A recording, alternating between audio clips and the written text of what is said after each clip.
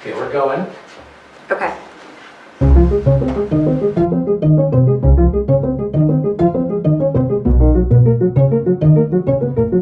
3, 2, 1, we're going. So it's back to school. It's back to making sure all of the I's get dotted and the T's get crossed and the kids get set up for school and you get set up to deal with and accomplish whatever your day looks like. And it can be a real scene, especially in the mornings, if we're honest with ourselves, right? So I don't know anyone who can't relate to the parenting question. How do I deal with daily routines better and with more ease and in a way that doesn't exhaust and drain me?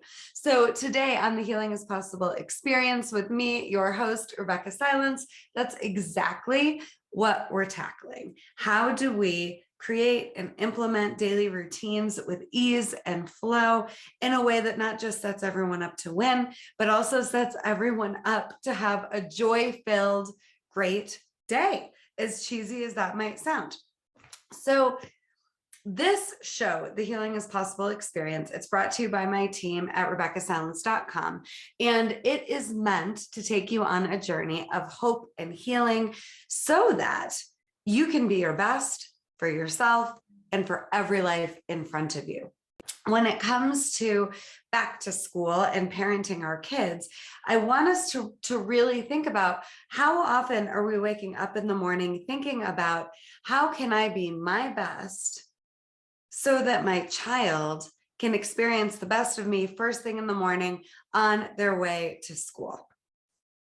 Now, no judgment if this isn't a question that has occurred to you before, or if this isn't something that you've been conscious about, but I want us to not underestimate the power of how the day begins from a standpoint of who we are being as the parent, as the leader of not just our lives, but of basically the standard of how our day begins. As parents, we are the leaders setting the standard of how our day begins, how our day ends, how, the energy in the home is affected by our very own emotional state and sense of well-being in the mornings and throughout the day. It's unmatched the importance and significance of your state of mind, emotions, well-being.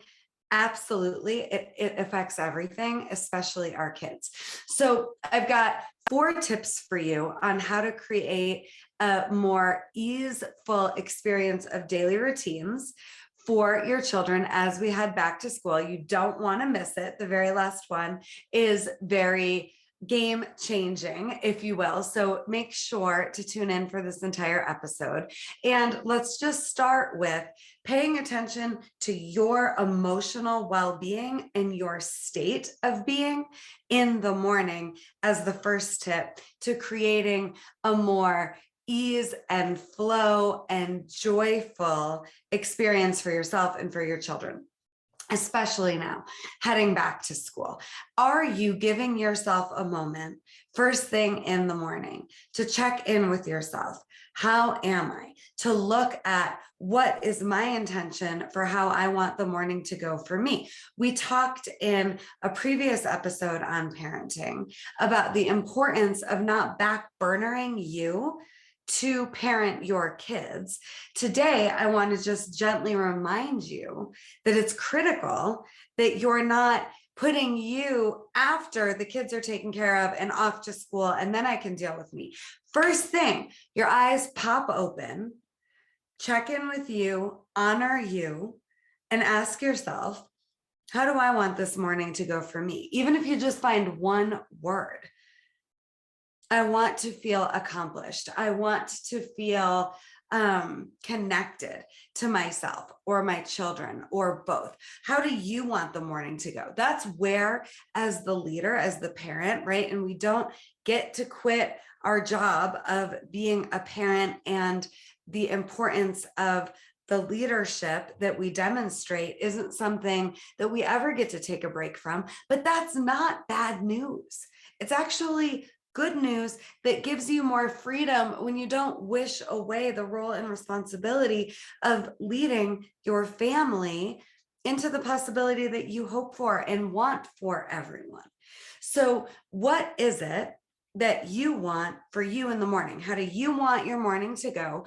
And then make a decision that you're absolutely going to have it. Versus, I get to have this as long as my kids do XYZ, I'm set up well, everything goes my way. Just decide that you're going to have the experience that you want to have, and then meet your children with fresh eyes from that place of knowing and certainty. The next thing is to honor and make sure your children hear how much you love them, how much you honor them, how happy you are to see them. My oldest told me years ago, I wish you were, as happy to see me as you are every time you get on a coaching call with a client. And I wasn't even realizing how she was impacted by my taskiness. And it became game changing. She didn't want to be greeted with, hey, have you done this, this, this? I'm doing this, this, this. Let's meet at this time, get out the door and have a great day. She wanted, hi, so happy to see you. Good morning. How are you? Ready for a great day? That didn't occur to me for a while, even with a master's degree in counseling and years coaching, at this point, thousands of families. It took her looking at me going, hey, I'd like a better greeting. Same with the end of the day. How are we being with our children in the beginning and the end of their day? Let's us focus on that, not whether or not we think they deserve it, but just so we know we show up as beautifully and powerfully and loving as we can. Let's pay attention to how we're greeting our children. That is a daily routine practice that's game changing. Okay, from there, let's think about not just our routine for getting the tasks done, but also our routine for if things are starting to go sideways, or God forbid, there's a crisis. How are we meeting those moments as parents? Let's start to think about that. So what I mean by that is, say you find out your child lied to you. What's your routine?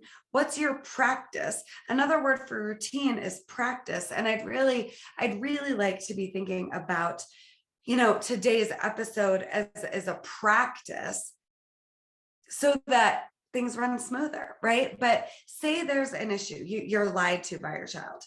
How do you handle that? What I want is for us to get out of reactivity mode and powerlessness to our children's behavior and scrambling and reinventing the wheel every day over and over and over again. That's what's exhausting, not the job of parenting and not trying to figure out how to have a routine with our children that gets the jobs done, whatever they might be. But let's stay in our power and in positive leadership and making sure our children know how loved, valued, honored, and respected and wanted they are in the face of anything. So for example, if I'm lied to, I don't pretend that things are better than they are, but I'm also not punishing, shaming, punitive. I'm very much addressing the issue. So, hey, this is what I was told. This is what the truth is. What's up with this? Fall back in their court. It's easy to reactively just randomly assign punishments or let things fester and not address along the way. And then there's this volcanic eruption that doesn't do anybody's heart any good and doesn't take care of you as the parent or your child or children if multiple children are involved. So I want us to be inquisitive. I want us to be curious, and I want us to stay connected to our children no matter what. And then as much as possible, have consequences in place before the choices are made. So what I mean by that is if I'm, experiencing my child is disrespectful, if I'm lied to, if chores aren't done, no problem. You just chose this consequence that we already talked about before you chose this behavior. And yes, it's a choice. And I don't want to enforce consequences as much as you don't want to experience consequences. But if you make these choices, this is the consequence you choose. No problem. No skin off my back. Let's see if you want to try and make the same choice again, or try something new in the future. So we have bare bones expectations and agreements with our kids in my house.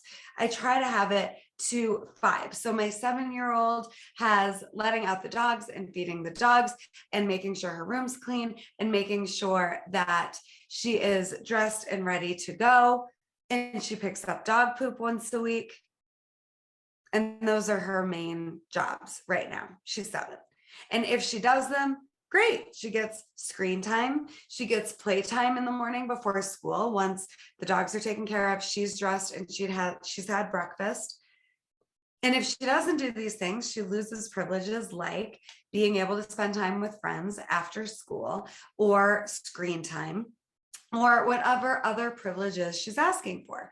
And then I'm just neutral as the parent. I'm not going to fight her or again punish with my tone, with my energy. It's just, you made this choice, so the answer is yes, or the answer is no. You made the choice to get yourself dressed, have breakfast, take care of the dogs. Now you get to play with the rest of the time we have before we're headed to school. You didn't do those things, playtime's off the table. Let's get them done, and we'll try again tomorrow morning. But everything is really neutral and set up clear ahead of time. So that moves me into my third tip, which is to make sure you're in agreement with your children, not you dictating, here's the list, here's how it's going to go. Get their buy-in. Here's my proposal for what I think makes the most sense to set you up, to set the family up before school, at the end of the day, every single week. What are your ideas? You've got to get their agreement, meaning buy-in, or it's just a dictatorship and they're going to fight you.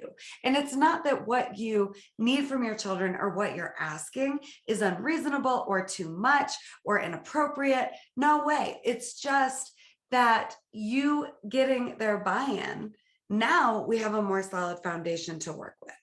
So with my oldest, if you're parenting older children, she has a driver's license. She wants to borrow the car. She has her own moped. She has her own keys. She has her own wheels. She's got a social life. She's got things that are important to her.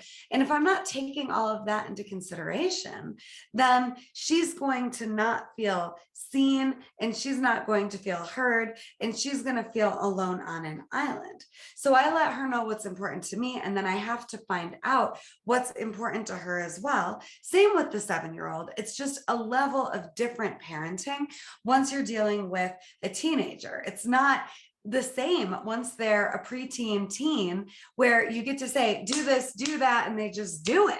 They have to feel like they're bought in, like they understand why they're being asked to do this thing, or they don't want to do it and screw it, right? So with my oldest, she does some different things. She helps with laundry and she helps with dishes. And she's again responsible for keeping her room in reasonable order. And the way we have decided to agree on the room being clean is, as long as it's clean by Friday before the weekend, great. I'm not going to win the battle of her room being clean every day. So again, we find common ground, we find what works, right? And then she helps with groceries sometimes. She sometimes takes our big Labradoodle to his dog training, but it's all in agreement and it's not random.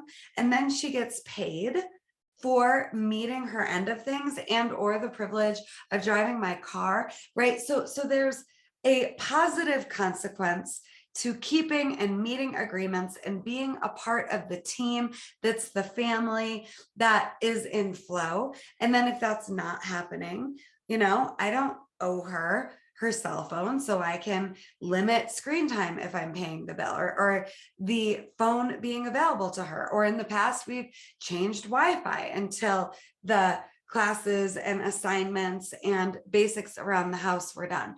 But you're coming from the perspective of, I'm not here to punish you. I'm not wanting to punish you. I'm wanting us on the same page. I'm wanting a solid foundation, and I'm wanting a system that keeps our family in flow and our relationship in flow. All right, finally, this is really important. What if part of your daily and weekly and monthly routine was just enjoying your child? My oldest is about to leave for a gap semester in South America in literally 2 days. I am going to miss her. We do a weekly date. That is part of our routine, a one-on-one date. I'm going to dinner with her tonight at one of our favorite restaurants. We do a weekly date. She has her end of things that she needs to meet, and then she gets extras. But that weekly date, it isn't a privilege, it's an essential. We don't change our weekly date based on whether or not she did her part, she kept her agreements. We keep it for connection. And then depending on how things are going, if agreements weren't met, it probably wouldn't be a very extravagant date, but we're still connecting. She's still loved. I still want to spend time with her no matter how she shows up. There's something so beneficial for your child when you're just there, a mountain of love that can't be moved, and you don't take shit either. So the final most important tip I can offer all of you as parents to incorporate and to include in your daily routines is to enjoy your child. So you're starting the day paying attention to how you want the day to go, how you want the morning to go, the experience that you want to have, and you're deciding that no matter what, you're going to have that. And then you've also got to be consistent. You've got to be consistent around how you show up and how you keep your word with your kids, because they'll eat you for breakfast, lunch, and dinner if you're not your word and if you're wishy-washy. And then we've got to have agreements that make sense to everyone involved and a proactive plan for what's going to happen if the agreements aren't met and what's going to happen if they are. I'm all about positive reinforcement and rewarding the behavior we want. And so often, we're caught up in tasks and we're focused on what we don't want. And the kids are experiencing us talking about and putting energy towards what we don't want versus rewarding what they're doing that's so great. And there's a lot, even when they're pains in the ass, they are doing things that are beautiful and sweet and precious. It's funny, I have my Pretty Woman mug right now. And just with my 17-year-old watched this movie a couple of weeks ago for the first time with her. It's my favorite movie. And she was like, Mom, this is Tinkerbell's backstory. All she could see was Tinkerbell from the movie Hook, watching Julia Roberts as Pretty Woman. I about died. I mean, what are the moments with your children that you've enjoyed the most? And are you letting yourself enjoy being a parent, being the leader of the family, and your child? They're not here for us to turn them into the versions of them that we think they should be. They're here to be who they are, their authentic, unique expression, and my kids are a blast. I have a blast with them. And then they don't always do things the way I want them to, or in the timeline that I want them to. And they push boundaries, and all of that is age appropriate and normal. And I just am committed to enjoying being a parent and to enjoying my children as much as possible. After, being a cancer survivor, time has a whole new meaning for me. And it's never worth it to give my kids the cold shoulder or to punish them or to shame them. I enjoy them even through the moments where I'm leading and we're in learning opportunities together. We get to grow and we get to enjoy and we get to stay connected. That's the most important thing. And we have to get out of the house, and we have to get the assignments in, and we have to get the dishes done, and we have to, get the animals taken care of. But let's not make it this stressful, daunting, terrible experience that chores need to happen and the expectations need to be met.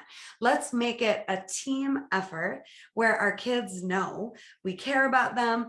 We are so happy to see them in the morning. We're so happy to tell them I love you at the end of the day. We're so curious about who they are and what's important to them and how things are going and what they're feeling and what they're needing and what they're wanting. And we're there for them, not to fix anything, but to lead in possibility and love. And no matter what, for them to know that they're loved and there's possibility, and not to just get caught up in the tasks. And let's remember to keep it really, really simple. There's this handful of things that need to be accomplished. When they're accomplished, we get this reward. If they're not, no problem. But here's what happens if they don't get accomplished. Nothing has to be the end of the world. It's all just learning and growing. And how did we do? And let's not have the same fights on repeat with our kids. Let's be consistent. Let's make sure they know they're loved. Let's be our word with our kids. And let's make sure quality time and enjoying our children is the number one priority. From a place of knowing we don't have to backburn our own self-care or our own needs and wants and desires and dreams because we're a parent. We get to have it all. And let's get into a routine that demands that our standard is we have it all individually, as a team, as a family, and everyone's in this together. COVID taught us we're all in this together. And we are. But does your child feel like they're an equal, they're, a contribution to the family? And does your child understand that when they show up at their best, they get even more freedom and fun with you? Let's be the parent that experiences parenting versus just has parenting as a verb, an action word that's task oriented. Let's include in our routine how we're being as the parent and how our kids are experiencing us. Let's factor in, let's be conscious of before we take an action, before we are, enforcing a limit or a consequence. Pay attention to how they're experiencing you and care about how they experience the world and how they want to experience the world. And enjoy. Let your children be a part of the conversation. Ask them what they think is reasonable around what their contributions every week and every day for the family should be. And then my last bonus tip, this has worked wonders. For about 6 years, I've been doing a daily, just check in, how are you with my children? But also a weekly check-in where we go over the next week's calendar. So on Sundays, I do this with my husband and I do this with my kids. Here's what's coming up on the calendar. Your stuff, my stuff, family stuff. Here's when and where and how we're fitting in our date, our quality time. And what am I missing? So one of the biggest things that can get in the way of, your children being set up to win is, as parents, we know what the week's going to bring. We're all over it. But our kids aren't necessarily kept in the loop. So having that weekly conversation to go over the calendar, what's needed, what's next, how are the bases getting covered? It's great to do with your spouse, but it's really important to do with your children, especially if there's multiple households involved. If they're going back and forth between one parent's home and another parent's home, let's just set the week up. Let's calm their nervous system down. Let's calm their brain down. Let's help them know what they can expect to, be happening over the course of the week. We have dinner with grandma this day. We have karate practice this day. You've got this big assignment due this day. I've got dinner with friends this day. And we have our family day together on this day, or whatever it is. But every single week, I invite you to start that weekly check-in, going over the logistics. And then I also very much invite you to schedule in a minimum of 2 hours of a quality, time date experience with each of your children. And you might say to me, Rebeccah, how on earth am I going to have time for that or money for that? It doesn't even have to cost anything. We did a date and we watched Pretty Woman.